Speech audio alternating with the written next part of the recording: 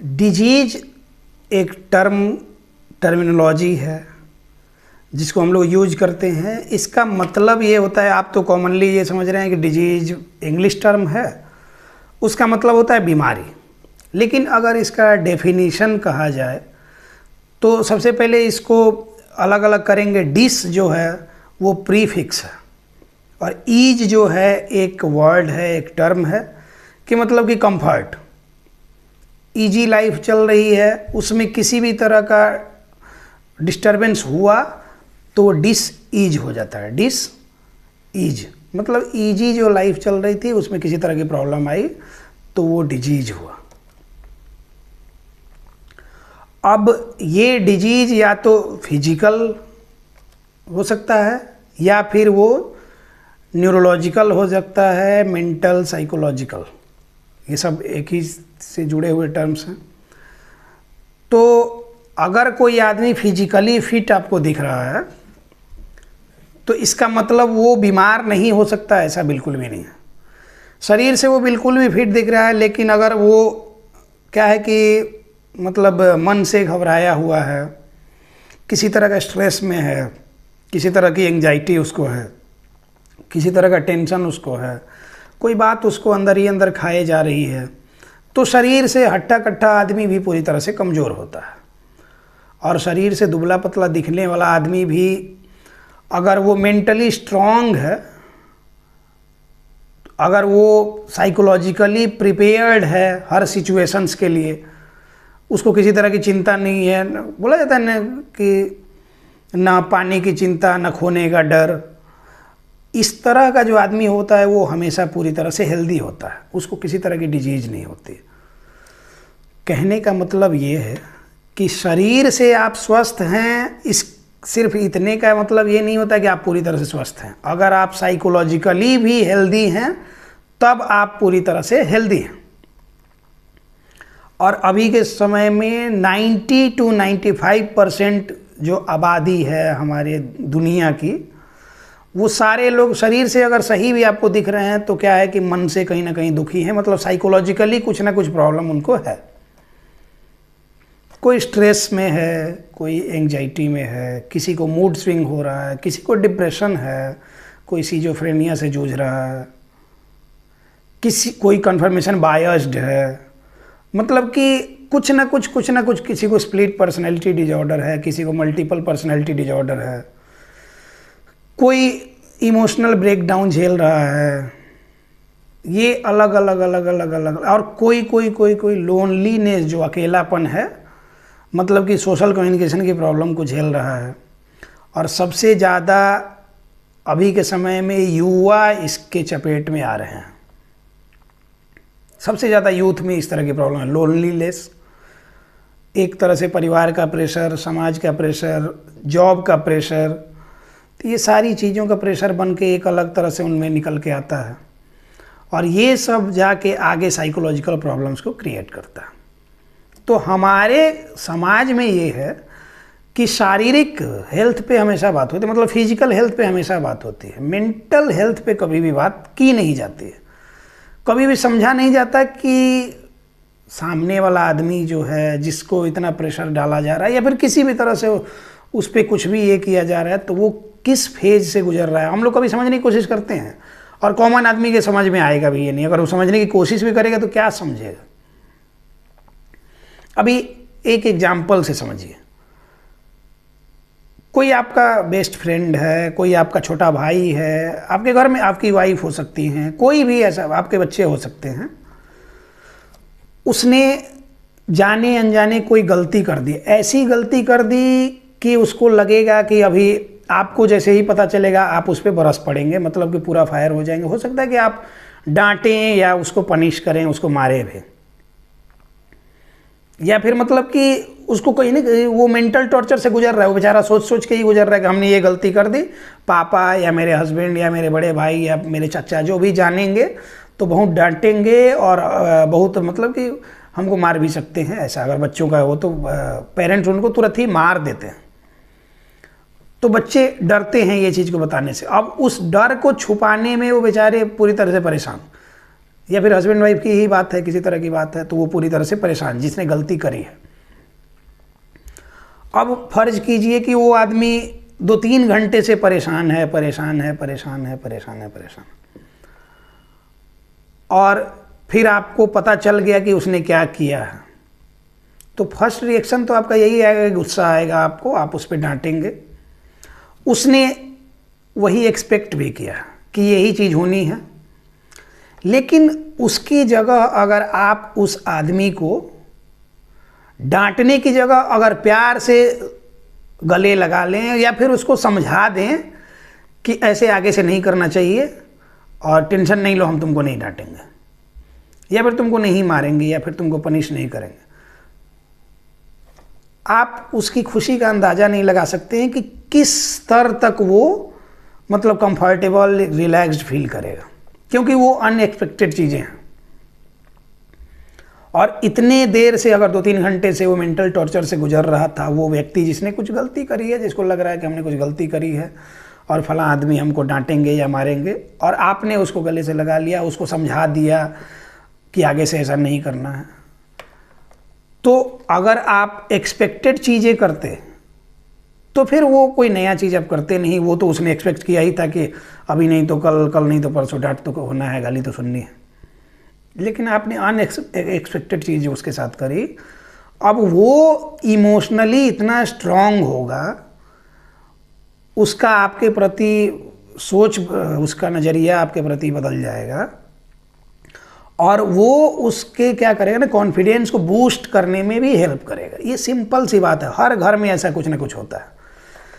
उदाहरण हम इसलिए दे रहे हैं कि जैसे आज ही की बात करें, हमारे क्लिनिक के जितने भी कलीग्स हैं, जितने भी स्टाफ हैं, तो सबका एक टाइमिंग फिक्स किया गया कि इस टाइम पे आपको आना है। किसी कारणवश किसी को लेट हो गया, अब पेशेंट का टाइमिंग दिया हुआ है, वो तो फिक्स रहता है कि ये टाइम है, इस पर आपको आना है। तो पेशेंट जब आ गए तो उसके हिसाब से मैनेजमेंट के सारे लोगों को आ जाना चाहिए, थेरेपिस्ट से लेकर और जो यहाँ मैनेजमेंट में सबको टाइमली आ जाना चाहिए। कभी किसी कारणवश किसी को लेट हो गया और वो बिना बताए लेट हो गया, बता के है तब तो समझ में आता है कि चलो बताया है उसने, लेकिन बिना बताए लेट हो गया।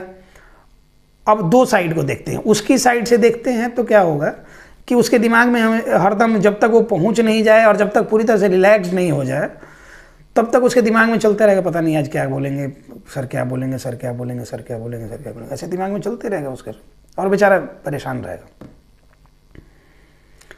और फिर जैसे क्लिनिक में आया और उसने दिमाग में एक इमेज बना लिया था कि आज तो पूरी तरह से मतलब कि मॉन्स्टर बने होंगे, आज तो डांटेंगे, ये करेंगे, और अगर सर यहाँ पे उसको प्यार से समझा दिए कि बता देना चाहिए, तो उसके हिसाब से आदमी मैनेजमेंट करेगा ना, उसके हिसाब से व्यवस्था करेगा ना, आगे से ऐसा नहीं करना, तो उसकी खुशी का ठिकाना नहीं है।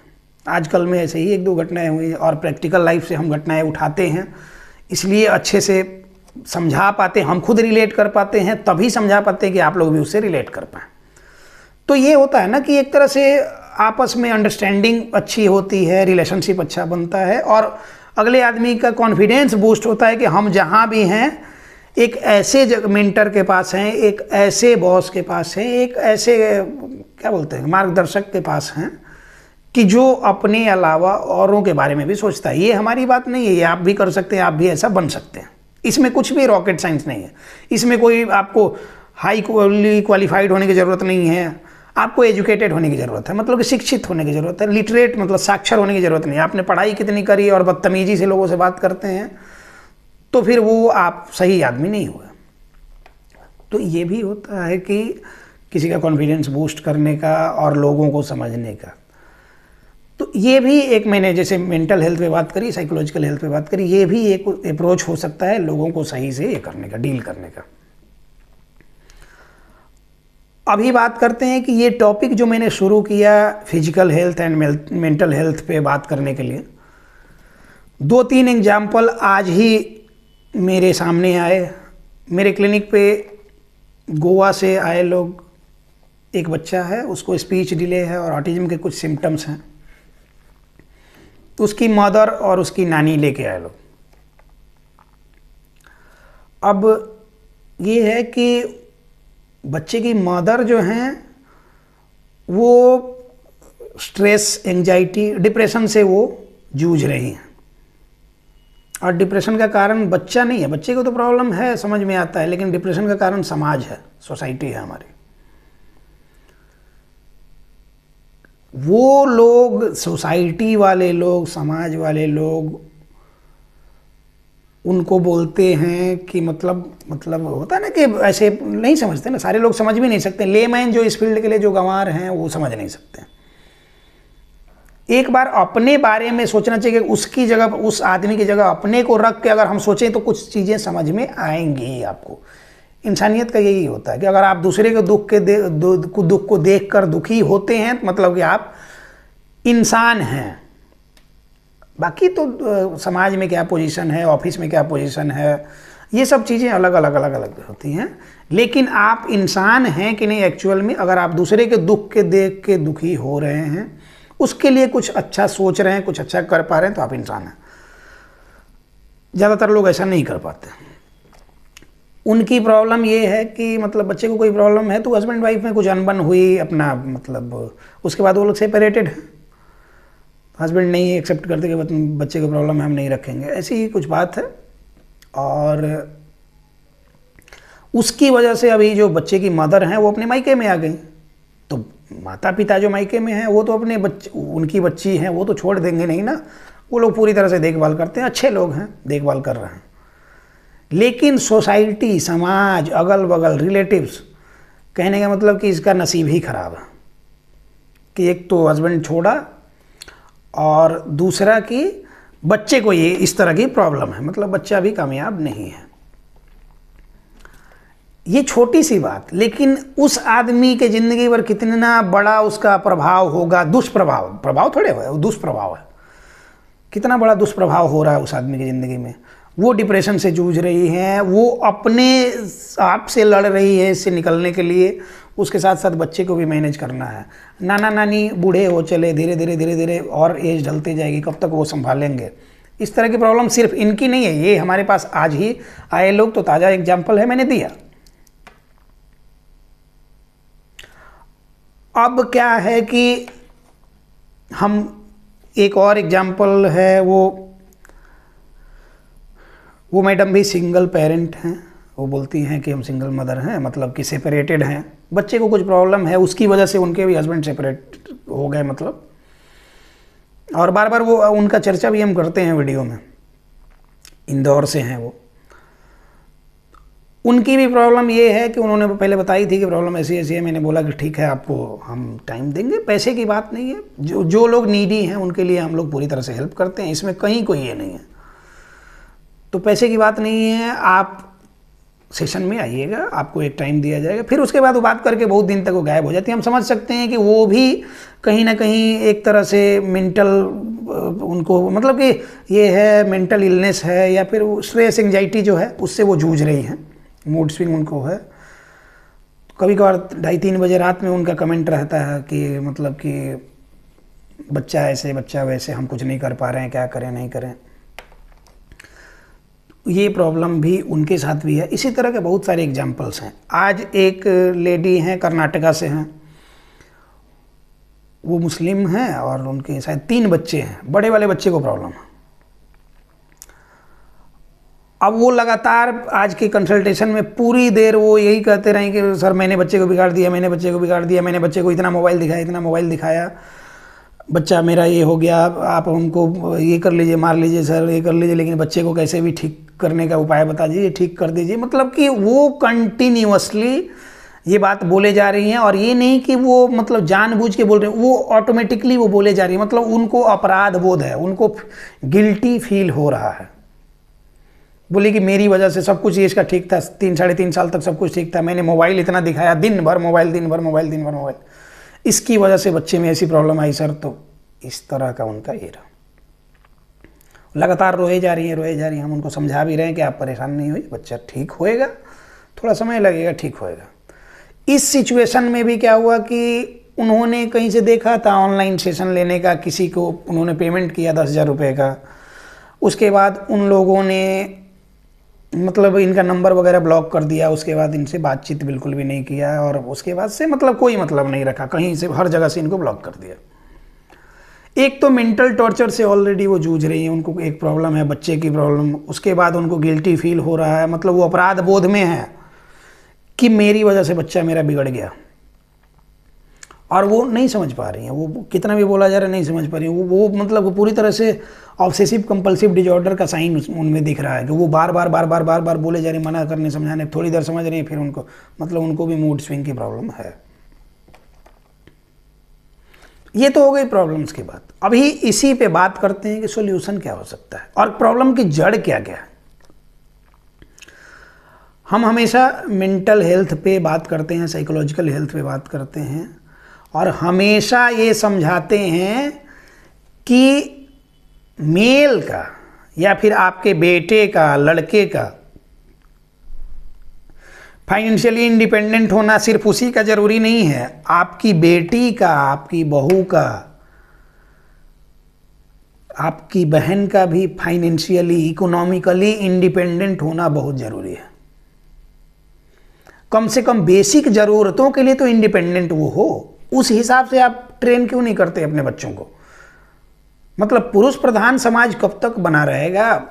पुरुष प्रधान समाज ठीक है, वो अपनी जगह, पैट्रियार्की अपनी जगह है, उसके लिए कुछ नहीं कहेगा, लेकिन अपनी बेटियों को कब आप इंडिपेंडेंट बनाएंगे? कब तक वो सिर्फ घर संभालने के लिए रहेंगी?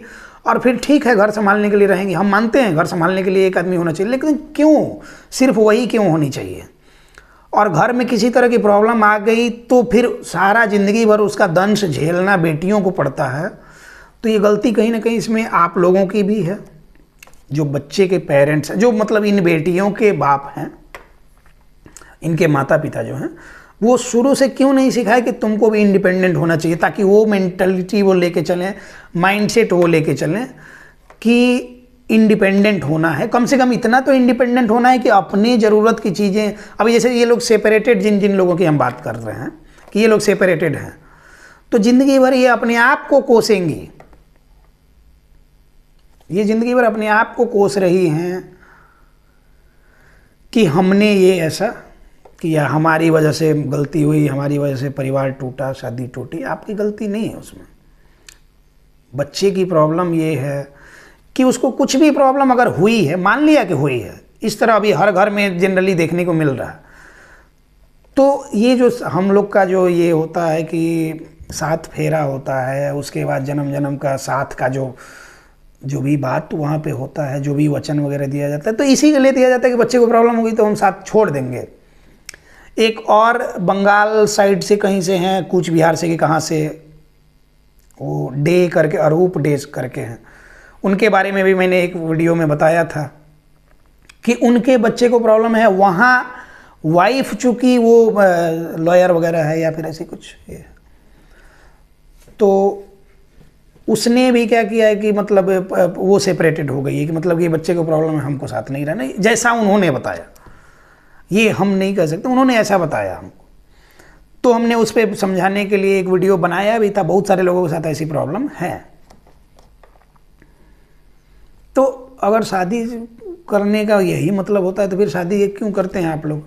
लड़कियों को इंडिपेंडेंट क्यों नहीं बनाते? हाँ ठीक है, एक सामाजिक ये है, ये समाज का एक रीति रिवाज है कि शादी होना चाहिए, एक दूसरे के साथ जोड़ा बनना चाहिए, उसके बाद ये वंश भी आगे बढ़ता है, उसका एक ये है, और उसके बाद समाज में एक अपना ये भी बनता है, वो सारी चीज़ें हैं। लेकिन तब समाज कहाँ जाता है? जिस समाज के नज़रिए से आप देखते हैं अपने परिवार को, और जिस समाज की खातिर आप क्या करते हैं कि हाई स्टेटस देखते हैं, अपने से ऊंचे घर में शादी करने की बेटियों का, बेटी क्या है कि मतलब कि वो सिर्फ पढ़ी लिखी है लेकिन रोज़गार नहीं है उसके पास, मतलब कि वो जॉबलेस है, आपने अच्छे घर में शादी की, अच्छा दहेज देकर शादी कर दिया ताकि अच्छे से रहेगी, आपने अपने जानने में अच्छा किया। समाज को दिखावे के लिए आप ज़्यादा करते हैं कि उनकी बेटी अच्छे घर में गई, वहाँ गहने से लदी रहती है, ये कॉमन बातें होती हैं, उसके पास ये गाड़ी, इतने नौकर चाकर, घर में ये पेंट वो पेंट, ये सारी बातें होती हैं।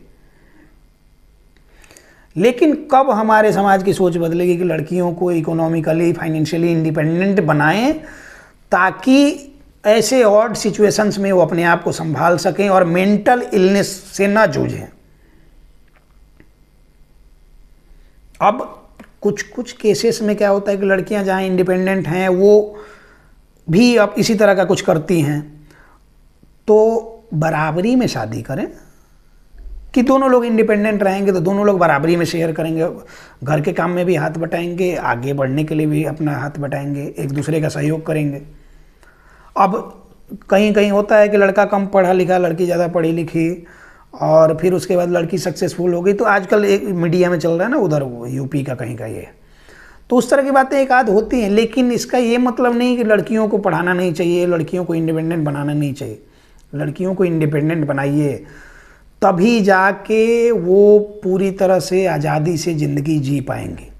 आप देखिए ना, वेस्टर्न कल्चर में कपड़ा छोटा अपनाने की जगह उन लोगों की तरह थोड़ा सा ये हम ओपन हों हर चीज़ों पे बात करने के लिए, इंडिपेंडेंट रहें, अपने आप पे ये रहें। उधर देखिए एडल्ट होते ही 18 साल का होते ही लड़का कहाँ जा रहा है, क्या कर रहा है, कैसे अपना करियर बना रहा है, वो उसकी चिंता है, वो बाप मतारी की चिंता नहीं है। क्योंकि एक औरत है तो उसके 5-6 शादी हुई है, अब किसका बच्चा है कौन जानता है, कोई जिम्मेवारी लेता नहीं है। तो उस तरह का नहीं होना चाहिए, हमारी सभ्यता संस्कृति में उस तरह का नहीं है, लेकिन इंडिपेंडेंस होना चाहिए, डिपेंडेंसी किसी पे नहीं होनी चाहिए मेरे हिसाब से। तभी इमोशनली, साइकोलॉजिकली, मेंटली स्ट्रांग आप रह सकते हैं। तो इस पे आप लोग सोचिएगा ज़रूर, और अपने बेटियों को इंडिपेंडेंट बनने की ट्रेनिंग ज़रूर दीजिएगा, उस लायक पढ़ाई ज़रूर पढ़ाइएगा। और उनकी पढ़ाई तो ठीक है, उनके दिमाग में हमेशा ये भरिएगा कि तुमको भी इंडिपेंडेंट बनना है। ये भी बात हो गई। अब आज जो मैडम आई थी जिनके बच्चे को प्रॉब्लम है, वो खुद भी डिप्रेशन में है, पता नहीं वो घर पे कैसा फील करती होंगी। उनको सीडेटिव दवाएं चल रही हैं, डाइजिपम वगैरह चल रहा है, एंटीसाइकोटिक ड्रग्स वगैरह चल रहे हैं, साइकेट्रिस्ट के ये में है, वो सारी चीज़ें सही है। पता नहीं घर पे वो हंसती हैं नहीं हंसती हैं, कंफर्टेबली किसी से बात करती हैं नहीं करती हैं। आज यहाँ आई, मैंने बात किया, उनको बहुत सारी बातें समझाई, वो काफ़ी खुश भी हुई, हंसी भी। मैंने बोला कि आपको ठीक होना है, तो उन्होंने बोला कि हाँ होना है। तो मैंने बोला आप ठीक हो सकती हैं, बस जैसे जैसे हम बताते हैं वैसे वैसे करना।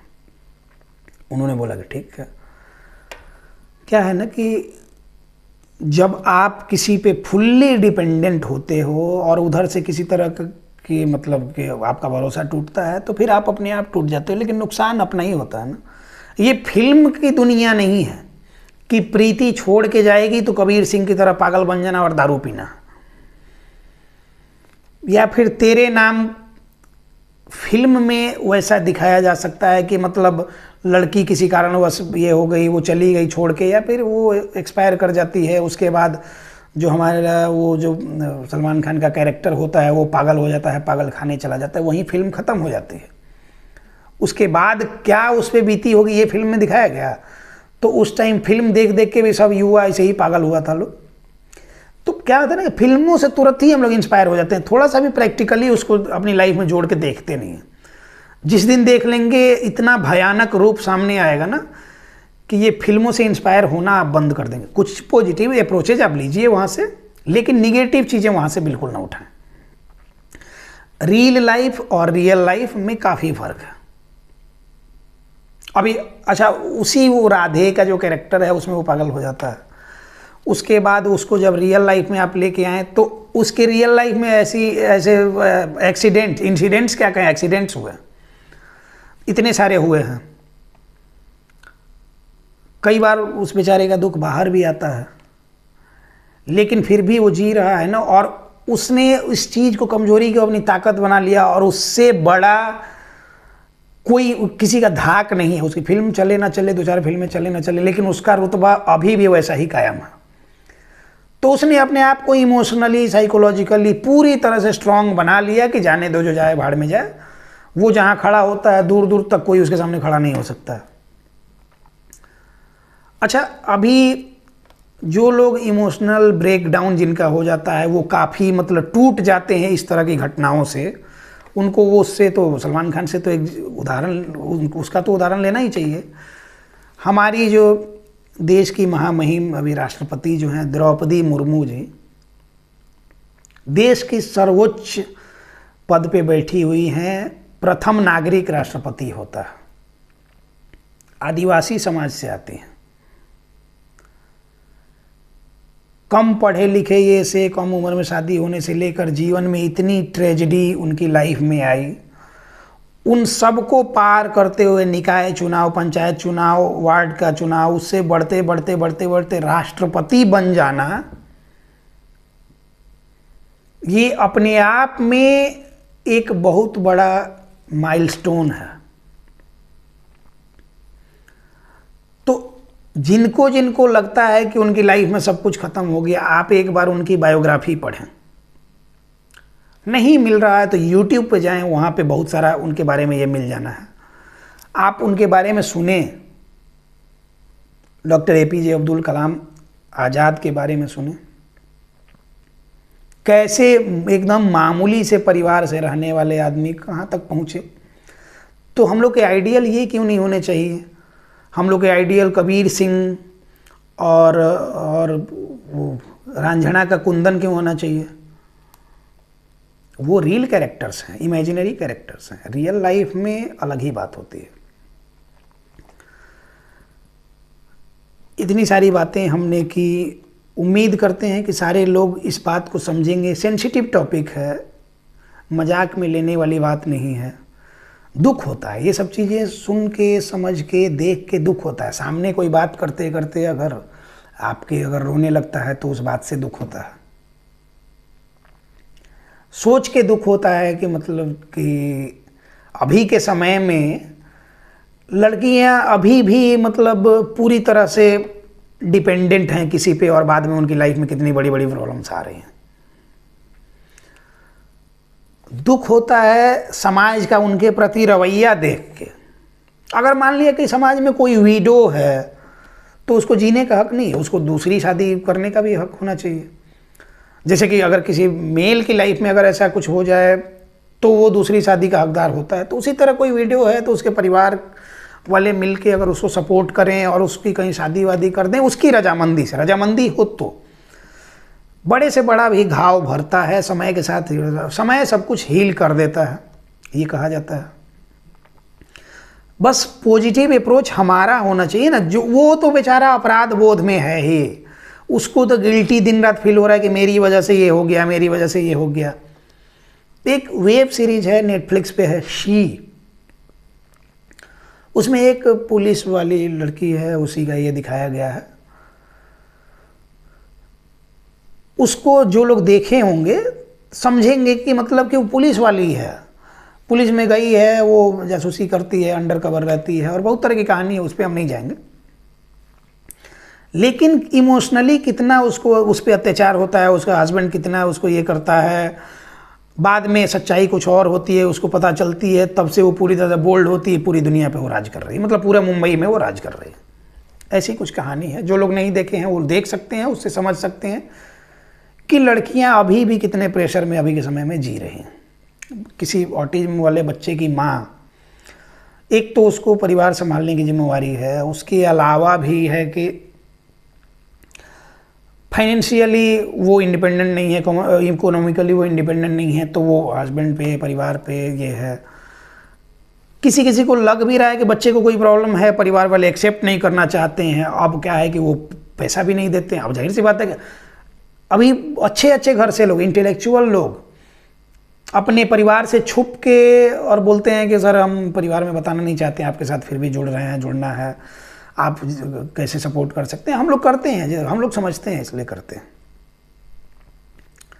अभी अंत में बस यही कहना चाहेंगे कि जितने भी लोग इस तरह की समस्याओं से जूझ रहे हैं, उनके अगल बगल के आस पड़ोस वाले लोग अगर वीडियो देख रहे हैं, परिवार वाले लोग अगर वीडियो देख रहे हैं, तो एक बार बच्चे से अपने बात करें। अपने जो रिलेटिव हैं जिनको प्रॉब्लम है ऐसी, अपनी बहन है, अपनी भाभी है, अपनी बेटी है, बहन है, जो भी है, उससे बात करें और बात करके प्रॉब्लम को समझें, इमोशनली सपोर्ट करें और उनको किसी न किसी काम में लगाएं। खाली दिमाग शैतान का घर, तो किसी पढ़ाई में लगाएं, कुछ ऐसी ऐसी मोटिवेशनल स्टोरीज दें, कुछ बायोग्राफीज दें कि वो आके वो पढ़ें, ताकि उनका सेल्फ कॉन्फिडेंस बूस्ट हो।